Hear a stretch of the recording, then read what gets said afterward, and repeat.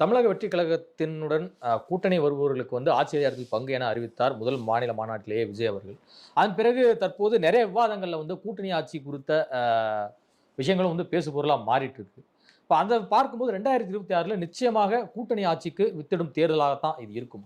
அப்படி இருந்தால் நல்லது. நீ தமிழ்நாட்டில் யார் ஆட்சி வந்தாலும் கூட்டணி ஆட்சியாக வந்தால் தான் ஜனநாயகத்துக்கு நல்லது. நீ தனியாக என்ன ஜெயிக்கிற?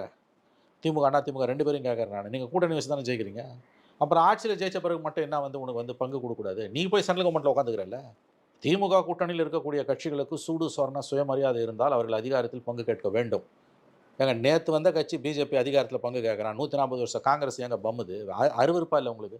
அவங்க கேட்குறான்ல, அதிகாரத்தில் பங்கு கேட்கறதான ஒரு கட்சியோட உரிமை. அதுக்கு தானே அரசியலில் இருக்கான். சன்னியாச குலத்துக்கு அரசியலில் இருக்கான். தமிழ்நாட்டை ஒன்றும் திமுகவுக்கும் அண்ணா திமுகவுக்கும் மக்கள் வந்து பட்டா போட்டு கொடுத்துடல. அப்படி நினச்சிக்கிட்டு இருக்காங்க 2 பேரும். கூட்டணி ஆட்சினாலே கெட்ட வார்த்தை மாதிரி பேசுகிறாங்க 2 பேரும். என்ன தப்பு? நீ தனியாக ஜெயிச்ச நியாயமா இல்லையா? நான் சொல்கிறது கேளுங்க. நீ தனியாக ஜெயிச்சுன்னா பேசலாம். அப்போ இந்த கட்சிகளுக்கு கொஞ்சமாவது சுய மரியாதை இருந்ததுன்னா, காங்கிரஸ், இடதுசாரிகள், விசிக, மதிமுக அதிகாரத்தில் பங்கை கேட்க வேண்டும். பிஜேபி கேட்குறான், உங்களுக்கு கேட்கறது என்னங்க கேடு வந்தது? நான் கேட்குறேன். பிஜேபி கேட்கும்போது காங்கிரஸுக்கு என்ன தயக்கம்? உங்களுக்கு வெக்கமா இல்லை?